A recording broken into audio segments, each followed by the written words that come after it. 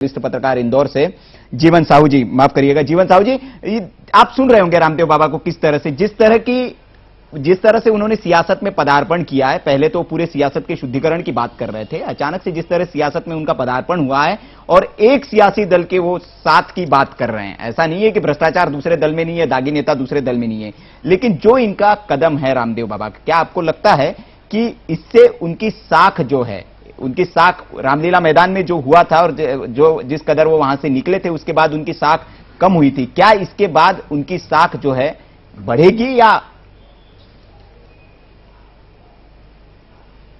देखिए ऐसा है कि मैंने पहले भी कहा कि जितने बाबा बैरागी या संत महात्मा साधु सन्यासी जितने हैं उनको राजनीति में नहीं आना चाहिए, और अगर आप राजनीति में आएंगे तो ये आदर्श और सत्य, ईमानदारी और नैतिकता, इसको आपको घर रखना पड़ेगा। आप महाभारत का भी उदाहरण देख लें कि जब दुर्योधन ने अनीति शुरू की तो भीष्म पितामह और द्रोणाचार्य भी कुछ नहीं, उनका कुछ भी कर सके। तो राजनीति में ये सब चलता है। भारतीय लोकतंत्र में या लोकतंत्र जहां भी है वहां केवल सिर गिने जाते हैं, वहां केवल हाथ गिने जाते हैं, वो चाहे झूठे हो सच्चे हो। तो ये जो आज जिस आदर्श की बात रामदेव कर रहे हैं, वो रामदेव को फिर घर बैठना चाहिए, अपनी बात को अलग मंच पे कहना चाहिए। अपनी ये राजनीति में तो आपको अगर आना है तो फिर राजा पटरिया जैसी भाषा आपको सुननी पड़ेगी। जिस तरह से राजा पटरिया अपनी भाषा का इस्तेमाल कर रहे हैं वो भाषा उनको सुननी पड़ेगी, और उनको सहन शक्ति भी आना चाहिए। आप अच्छी बातों की उसमें उम्मीद नहीं कर सकते, क्योंकि आप एक पक्ष चले गए। अगर आप निष्पक्ष रहेंगे तो फिर कोई आप पर उंगली नहीं उठेगा। आप एक पक्ष में जाएंगे तो ये चलेगा। आपको याद हो चंद्रा स्वामी जब नरसिंह राव के समय थे तो चंद्रा स्वामी का भी वही असर हुआ जो आगे चल के शायद रामदेव का कहीं ना हो।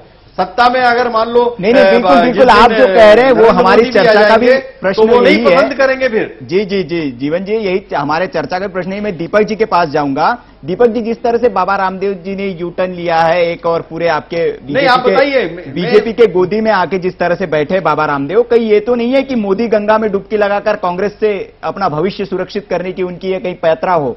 सियासतदानों से बड़े चालाक नजर आ रहे हैं इस मामले में रामदेव बाबा। देखिए जैसा मैंने बात शुरू की थी कि बाबा रामदेव का ना तो कोई भाजपा से संबंध है, ना बाबा रामदेव ने इस तरह कुछ कहा, ना वो कभी हमारी बैठक में आए हैं। लेकिन बाबा रामदेव ने एक आंदोलन शुरू किया और उस आंदोलन का जिस तरह दमन हुआ तो बाबा को शायद ये जरूरत महसूस हुई कि सबसे पहले तो दमन करने वालों से मुकाबला किया जाए।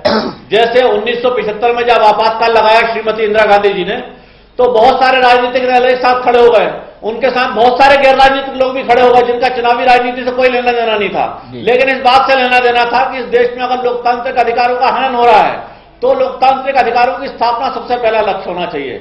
इस तरह कुछ बाबा का एजेंडा हो सकता है, लेकिन बाबा का क्या एजेंडा है बाबा जाने। लेकिन हमारा यह मानना है कि बाबा को या किसी भी देश के नागरिक को अधिकार है कि वो अपना मत रखे, और अगर कोई अपना राजनीतिक मत रखता है तो उसको अपमानित करने का अधिकार किसी को नहीं होना चाहिए। नहीं देखिए विजय वर्गीय जी, हम कतई नहीं कह रहे, लोकतंत्र में सबको अधिकार है, सब अपनी बात रख सकते हैं और अपनी बात रखे, उनको पूरा हक है। लेकिन हमारी बात इस बात पर चर्चा हो रही है कि जिस तरह का रास्ता उन्होंने अख्तियार किया है, जिस भाषा का इस्तेमाल कर रहे हैं। आशीष जी, मैं आप ही के पास आ रहा हूं, आप ही से पूछना चाह रहा हूं, क्या आपको लगता है जिस तरह से एक संत और सन्यासी की तरह पूरी दुनिया उनको देखती है, और जिस तरह से कांग्रेस के खिलाफ आप भी सुन रहे होंगे जिस भाषा का इस्तेमाल कर रहे हैं, क्या आपको लगता है ये स्वीकार्य भाषा है?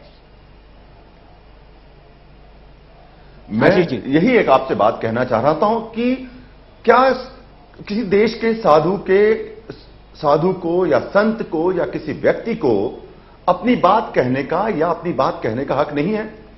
महात्मा गांधी जी की बात करें, हम महात्मा कहते हैं उन्होंने अपना जो जीवन का सफर शुरू किया, क्या किसी राजनीतिक दल के लिए या किसी बात के लिए शुरू किया था? बात यह है कि हम अपनी बात को रखते हैं, उनका मकसद कतई नहीं है। उनका मकसद यह है कि देश का काला धन और भ्रष्टाचार खत्म हो। उनका जो दर्द है, देश की जो आम आदमी की चिंता है, उसको लेकर वो अपनी बात कहते हैं। और उन्होंने कहा है अगर दिक्कत इस बात से नहीं है, आशीष जी, दिक्कत इस बात से नहीं है कि वो क्या कहना चाह रहे हैं, उनका स्वागत है, वो किसी सियासी दल का विरोध कर सकते हैं। हमारी आपत्ति इस बात कर है कि जो भाषा, जिस भाषा का वो इस्तेमाल कर रहे हैं, क्या आपके लिए वो स्वीकार्य है? उनके लाखों अनुयायी उनके योग शिविरों में आते हैं और उस योग शिविर में इस तरह की भाषा का इस्तेमाल करें, क्या संस्कार देना चाह रहे हैं वो?